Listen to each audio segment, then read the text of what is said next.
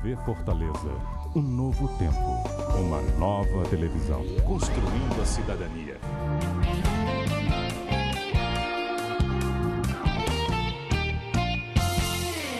Meus cumprimentos aos telespectadores assinantes da TV Fortaleza, canal 6 da NET, e dos internautas do site da Câmara Municipal, que é o www.cmfor.ce.gov.br.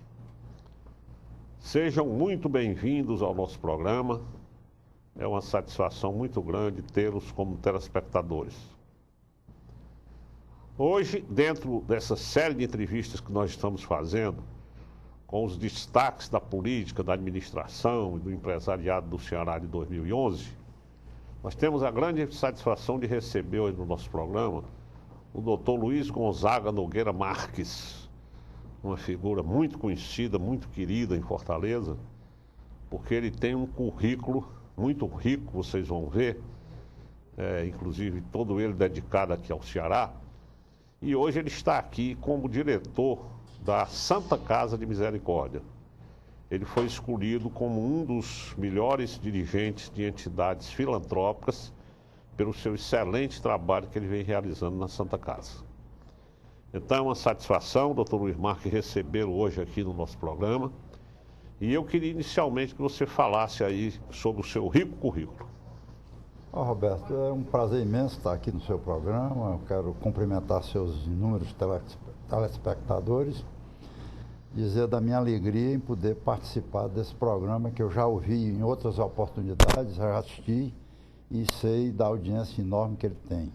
Bom, a minha vida foi praticamente toda ela dedicada ao serviço público, com pequenos hiatos em que eu me dediquei em determinados momentos da minha vida ao setor privado. Mas eu iniciei minha vida pública como funcionário da Faculdade de Medicina da Universidade Federal do Ceará.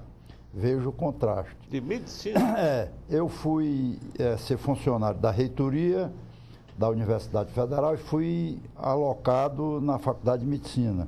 E veja a primeira coincidência, eu encontrei lá como diretor o Dr. Valdemar Alcântara.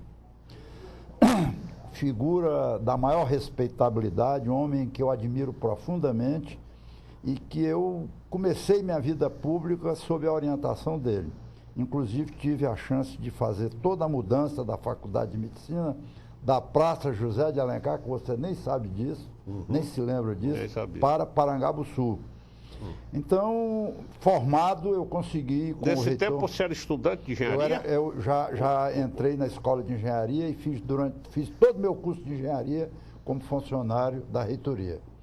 Mais precisamente da Faculdade de Medicina. Não sabia desse detalhe. Formado, eu procurei o Dr. Martins Filho, que de pronto me colocou no Departamento de Obras da reitoria.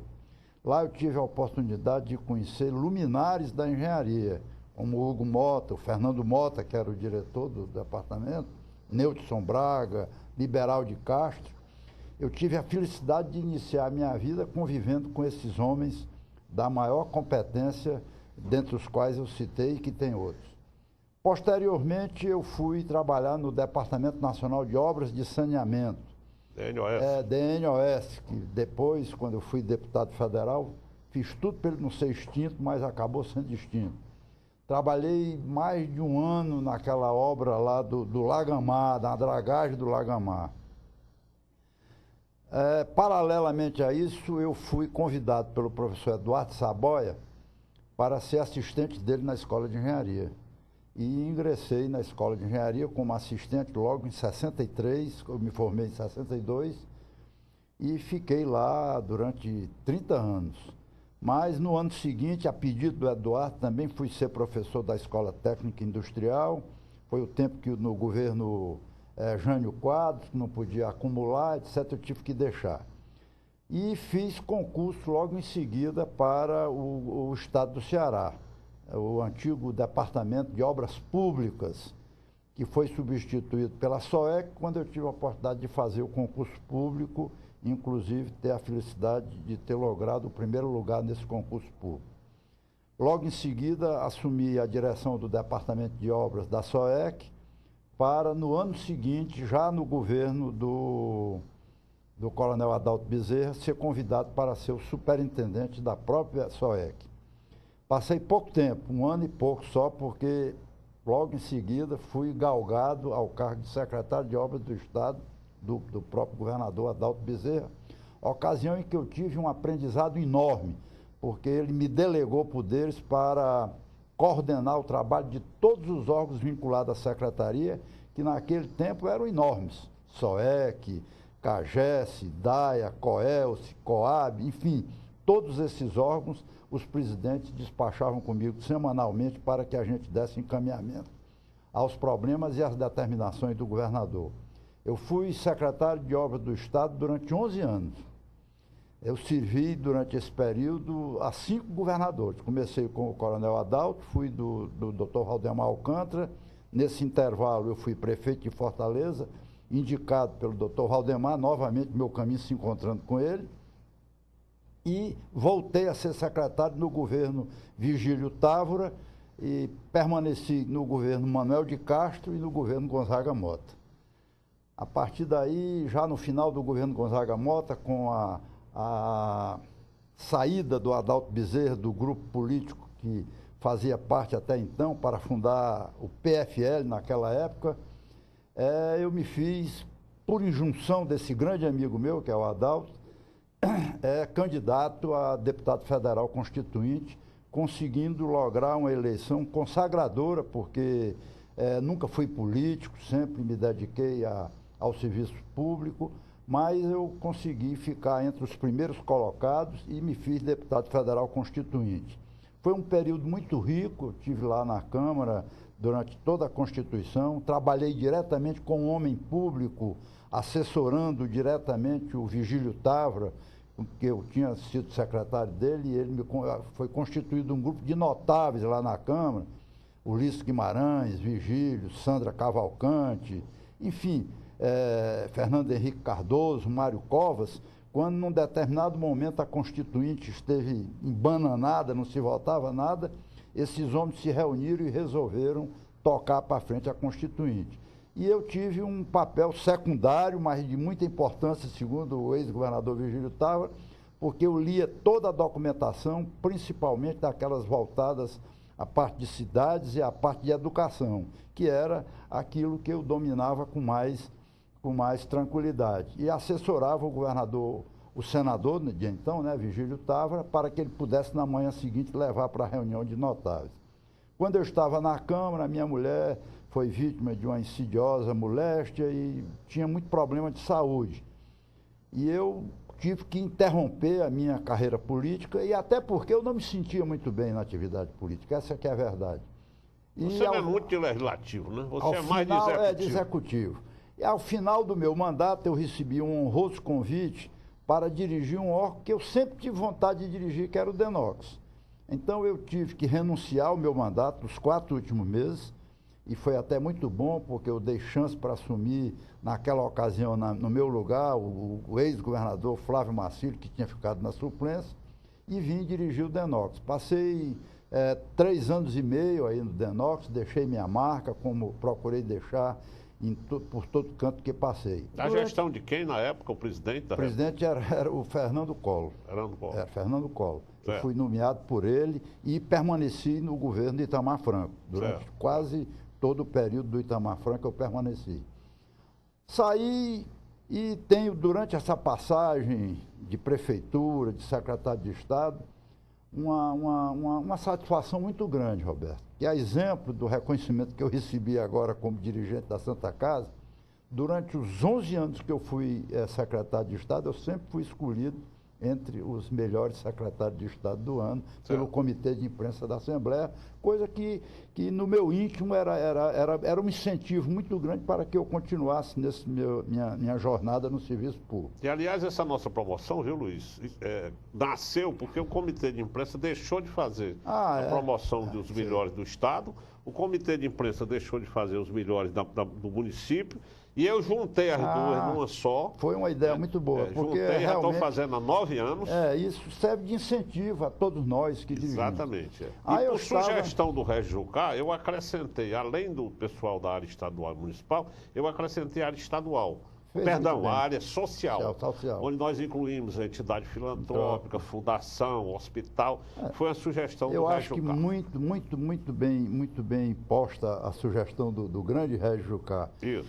Agora, aí depois disso, eu me aposentei como engenheiro do Estado ainda, quando eu era deputado. Posteriormente, me aposentei da Escola de Engenharia e diga-se de passagem que durante todo esse período eu só deixei de dar aula aos 3 anos, 3 anos e meio que eu morei em Brasília.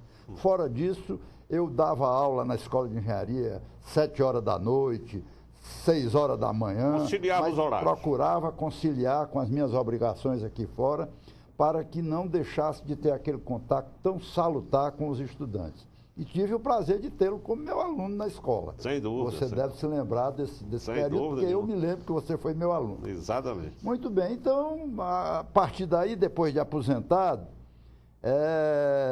eu estava auxiliando um filho meu numa pequena firma de engenharia que ele tem, dava minha colaboração lá, quando o Adalto, meu grande amigo, meu tutor político, administrativo, homem que eu sigo, e que tem uma amizade profunda, me convidou e me pediu para que eu fosse ajudar o Lívio França lá na Santa Casa.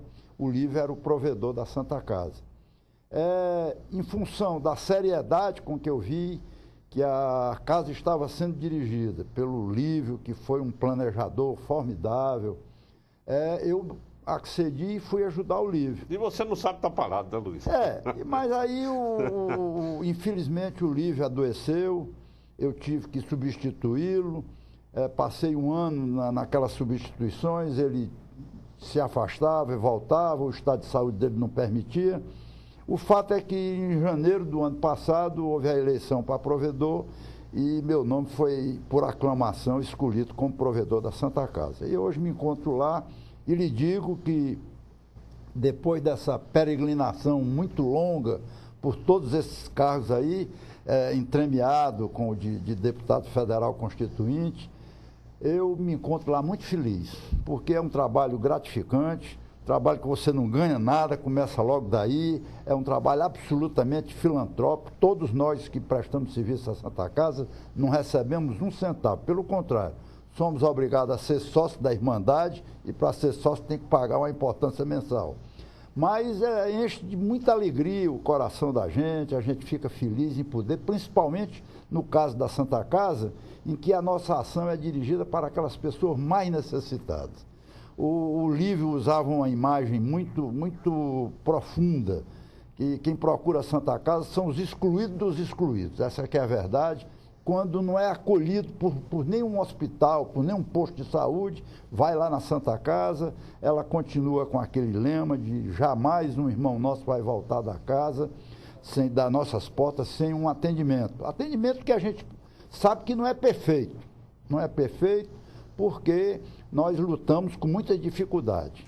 Mas hoje a Santa Casa navega em dias bem melhores do que há 5, 6 anos atrás, quando ela vivia permanentemente ameaçando de fechar as portas e com o pires na mão. Hoje nós ainda vivemos com o pires na mão.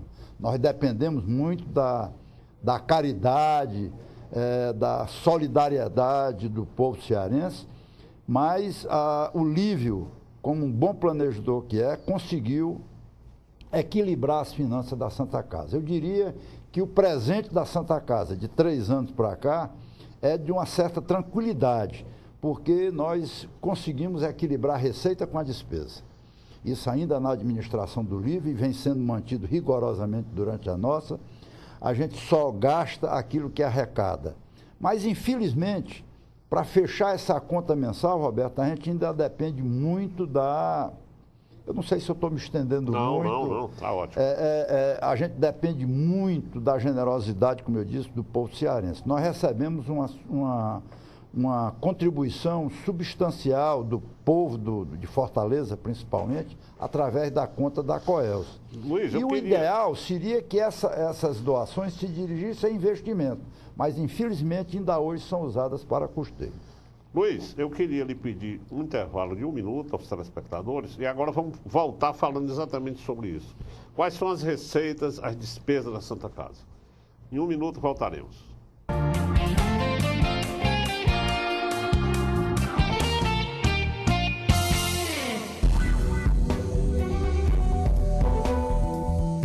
Fortaleza. Um novo tempo. Uma nova televisão. Construindo a cidadania.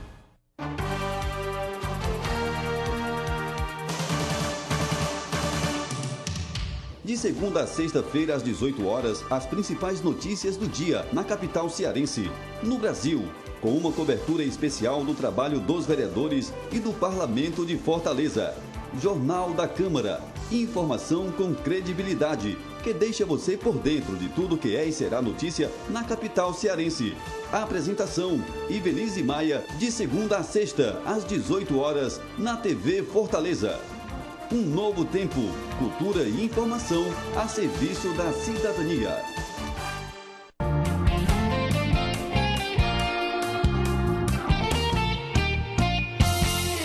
Bem, meus amigos, nós voltamos conversando hoje com o doutor Luiz Marques, ele que é diretor da Santa Casa. Doutor Luiz, nós queríamos saber qual é a receita que a Santa Casa tem hoje para fazer esse trabalho maravilhoso que vocês fazem lá. Roberto, a Santa Casa é o maior hospital do Ceará de atendimento ao SUS. Então, o nosso atendimento preferencial, e eu diria que isso é da ordem de 85%, são pacientes do SUS. O gestor do SUS aqui em Fortaleza é a Secretaria Municipal de Saúde, ou seja, o município de Fortaleza. Então, nós atendemos os pacientes que são referenciados pela Secretaria Municipal de Saúde e que são encaminhados à Santa Casa. Ou seja, o paciente é atendido num posto de saúde, aquele posto de saúde não pode resolver o problema, depende de uma cirurgia ou do internamento, então ele destina a um dos hospitais credenciados pelo SUS. Nós somos o maior hospital credenciado pelo SUS no Ceará. Quantos leitos vocês têm lá, Luiz? Nós temos lá, outra coisa, nós temos hoje 340 leitos lá na Santa Casa. Mas a Irmandade, como um todo, não se restringe somente à Santa Casa. Nós temos um outro hospital, que é o Hospital São Vicente de Paulo, lá em Parangaba, que atende o caso psiquiátrico. São 130 leitos lá, 340 lá na Santa Casa, 130 lá no Hospital São Vicente de Paulo. Também administrado por vocês? Também administrado por nós. Além dos dois hospitais, ainda tem o cemitério de São João Batista, onde da ordem de 15 mil jazigos existe lá e são administrados por nós. Bom, então lá na Santa Casa, nós recebemos pacientes do SUS. Infelizmente, o SUS não tem condições de ocupar toda a capacidade que a Santa Casa tem. Então, esses 15% restantes de tempo, nós instituímos um sistema de consultas populares. Qualquer pessoa vai lá, marca a consulta, depois do atendimento do SUS, essa pessoa pode ser atendida pagando R$20 por mês. Mas é um atendimento que só se dá a partir da ociosidade. Se o SUS tivesse dinheiro para cobrir toda a capacidade produtiva da Santa Casa, nós trabalharíamos só para o SUS. Certo. Infelizmente, nós temos médicos ociosos, enfermeiros ociosos e leito ocioso. Então, a gente tem que ocupar com essas consultas populares, que são feitas lá, mediante o pagamento de R$20 e um agendamento prévio. Então, a nossa receita, infelizmente, deveria ser 85% proveniente do SUS, porque nós atendemos 85%. Certo. Felizmente não é. Por quê? Tabela do SUS superdimensionada, nunca sofreu, nesses últimos 10 anos, qualquer reajustamento. Basta dizer o seguinte, vou dar um exemplo muito claro. Cada R$100 que a gente gasta em qualquer procedimento na Santa Casa para o SUS, a gente recebe da ordem de R$65. Ou seja, tem que ir buscar esses 35 no outro canto. No outro canto. Esse outro canto onde é a generosidade do povo cearense. São as doações que são feitas através da conta da Coelce.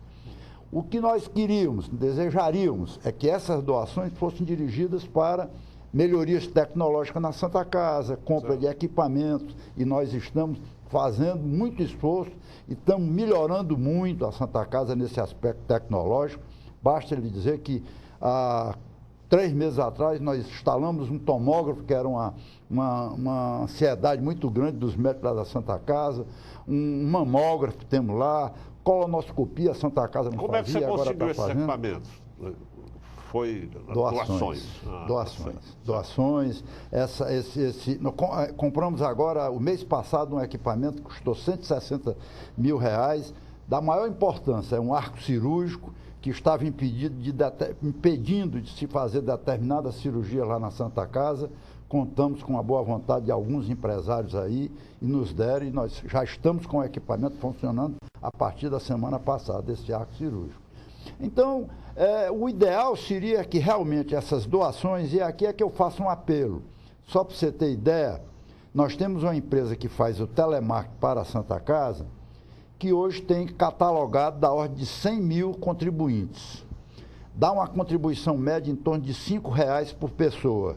A pessoa física autoriza o valor que quer contribuir para a Santa Casa. A média hoje é da ordem de R$5, o que nos dá você já fez a conta, dá R$500 mil por mês para a Santa Casa. É bom, muito bom para a Santa Casa, mas o ideal seria que todo esse valor fosse carreado para esses melhoramentos que eu estou dizendo. Infelizmente não é. Nós temos uma despesa hoje mensal na Santa Casa, na Irmandade. Santa Casa, São João Batista e São Vicente. O Hospital São Vicente, ele hoje empata a receita com a despesa. Hoje empata. O cemitério já está superavitário num pouquinho, já está ajudando a própria Santa Casa. O nosso problema maior é o próprio Hospital da Santa Casa, certo, que esse sim deixa um prejuízo grande por causa do atendimento grande que se faz aos SUS, e como eu já expliquei, esse atendimento é deficitário. Mas nós temos uma despesa da ordem de 3.300.000 por mês.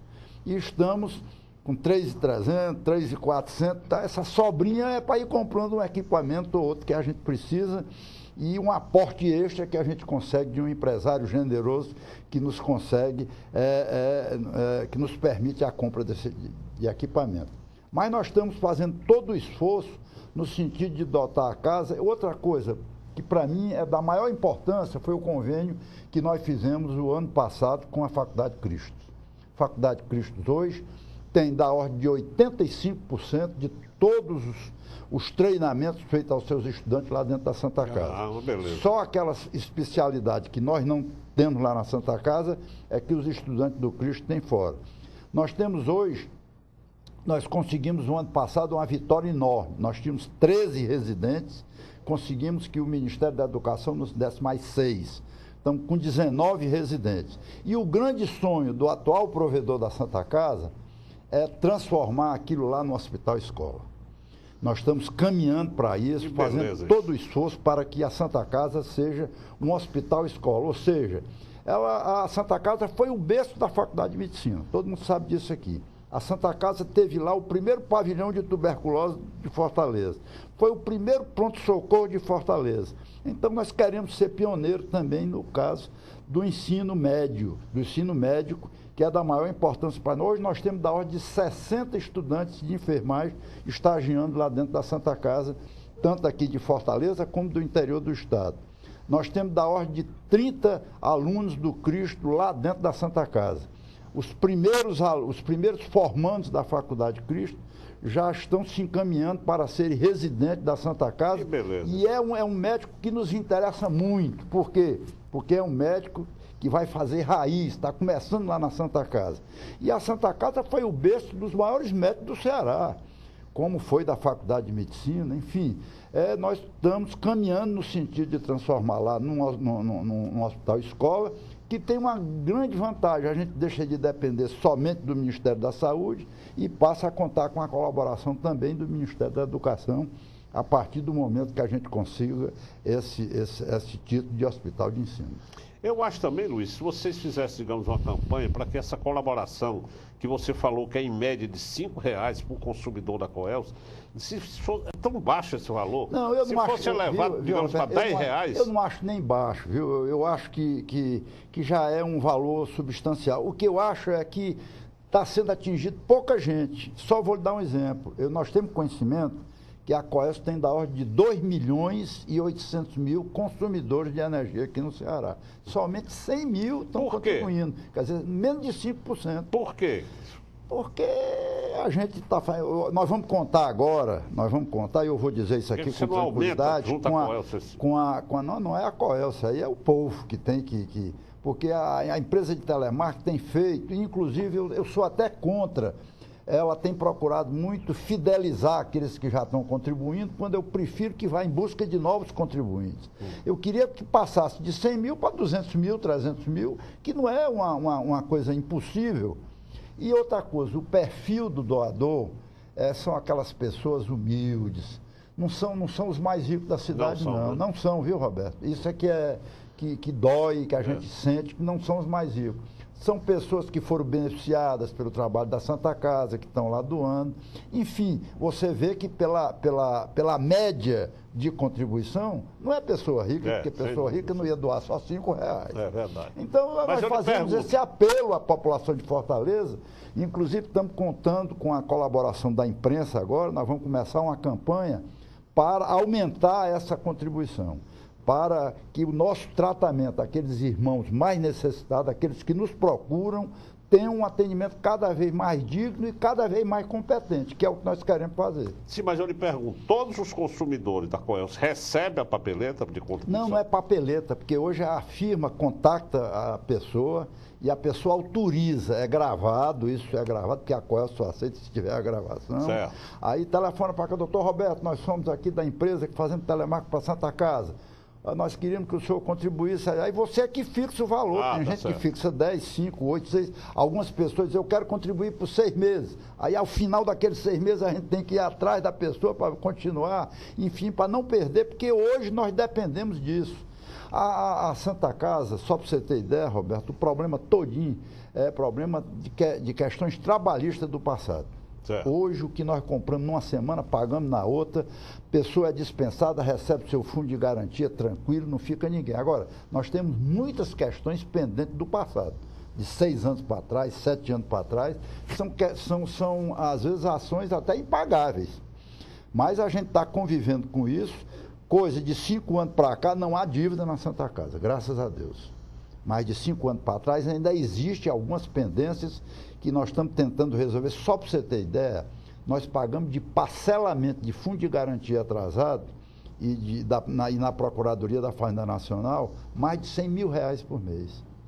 Se você juntar com a contribuição mensal, só com fundo de garantia e parcelamento, feito na Caixa Econômica e na Receita Federal, nós pagamos R$270 mil por mês. Só aí vai 200, nós temos 870 funcionários nas 3 casas. Praticamente 700 na Santa Casa e 100 e tantos no cemitério e no São Vicente. Mas, Luiz, você está fazendo um milagre nos pães, porque como é que você, só com essa receita proveniente da Coelce, com essa receita proveniente do SUS e com essa receita certamente proveniente do Cristo, que você deve ter feito. Lógico. Né? Tem nos ajudado bastante. Eu acho que isso foi muito bom. Você consegue tudo isso, inclusive pagar dívidas atrasadas? Nós estamos pagando, já pagamos muita coisa atrasada. Pagamos muita coisa. O comércio, a Santa Casa não deve a ninguém. Nós devemos contribuições previdenciárias não recolhidas do passado, principalmente fundo de garantia. Fora disso, não devemos nada a ninguém. Agora, a gente vive contando dinheiro, para no fim do mês aquilo dar e não deixar extrapolar e ainda ter que fazer outra coisa. Nós temos uma casa, o Hospital da Santa Casa tem 150 anos de existência. É isso que eu lhe perguntar. Então, e a manutenção desse prédio? Todo dia estoura um cano, você precisa... Hoje, olha, eu estou fazendo uma revisão, aonde tem forro de gesso ou forro de eucatex ou qualquer tipo de forro, eu estou fazendo visitas em todas as salas, porque tem laje lá com ferragem exposta, vigas aparecendo ferragem, e eu sou da área, né? Tem que ver. Então, ainda hoje, eu entrei numa sala, mandei ver, estava lá um pedaço grande de reboco que tinha caído. Fui ver, a ferragem da laje está toda exposta. Você tem que fazer essa manutenção. A instalação é toda muito velha. Nós conseguimos desse prédio. Conseguimos no ano passado refazer toda a instalação elétrica da Santa Casa. E exatamente por ser um prédio muito velho, ela está toda externa hoje. Não deixa um aspecto tão agradável, mas em compensação é fácil de manusear. E eu não queria deixar passar também aqui, Roberto, de explicitar a ajuda que o governador Cid está dando à Santa Casa. A partir do ano atrasado, ele me deu aquela pintura belíssima que vocês estão vendo lá, foi o governador que me deu. Isso. A coberta foi toda refeita, porque era cupim em todo canto, goteira, parecia uma peneira. Ele me deu o dinheiro, eu fiz toda a coberta nova. E agora, que é a grande meta para esse ano, ele nos prometeu, estou esperando ansiosamente que nesses próximos dias esse dinheiro seja liberado. Nós vamos fazer uma reforma completa na Casa de Saúde Eduardo Salgado. Casa de Saúde Eduardo Salgado, ela funciona lá dentro da Santa Casa, tem da ordem de 40 leitos. No passado abrigou a elite aqui de Fortaleza, quando não tinha o São Raimundo, quando não tinha esses hospitais de ponta que tem hoje aí, São Mateus e os outros que hoje, graças a Deus, nós temos na cidade, a Santa Casa era que atendia esse povo. Isso. Mas hoje essa Casa de Saúde se degradou de tal modo que a gente não pode receber com tranquilidade um paciente que tenha recursos e condições de pagar. Então nós estamos fazendo a reforma dessa Casa de Saúde com o dinheiro que o governador Cid nos prometeu e que esperamos, dentro desses próximos dias, porque já era para ter saído, a gente começar as obras. Bem, Luiz, infelizmente o nosso tempo passou. Eu estou aqui empolgado, Luiz, como você trabalha com entusiasmo, eu que lhe conheço há muito tempo. Você foi meu professor, nós fizemos junto a primeira etapa do Centro de Convenções, tivemos na Prefeitura também junto, e eu lhe conheço, sei do seu entusiasmo. E realmente fico feliz em ver que na Santa Casa tem uma pessoa que é dedicada de corpo e alma a esse trabalho, que tem um respaldo de uma equipe de provedores, como o Coronel Adalto Bezerra, Leorne Belém, outras figuras maravilhosas da cidade. Crisanta Almeida, Fugita, estão me ajudando demais. Sem dúvida nenhuma. Então, Magalhães. Nos deixa feliz de saber que à frente da Santa Casa tem essa equipe. Infelizmente, Luiz, o tempo de televisão é escasso. Sem dúvida. Você falou aqui, falaria ainda muito mais tempo, mas infelizmente o nosso tempo passou. Eu queria agradecer a sua presença, de ter estado aqui, parabenizar pelo seu trabalho, esse trabalho que você faz com tanto amor e com tanto carinho. Aos telespectadores assinantes, muito obrigado pela audiência. Esse foi o programa de número 58 que nós realizamos hoje e gostaríamos de convidá-lo a assistir o nosso programa no domingo às 19 horas, com reprise na segunda-feira às 7h30 da manhã e com reprise na quarta-feira às 14h30. Tem horário para todos os públicos. Muito obrigado a todos e uma grande semana.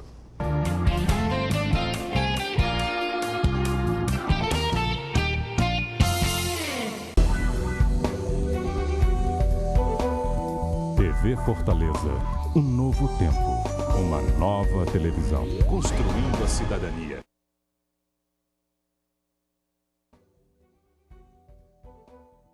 TV Fortaleza, um novo tempo, uma nova televisão. Construindo a cidadania.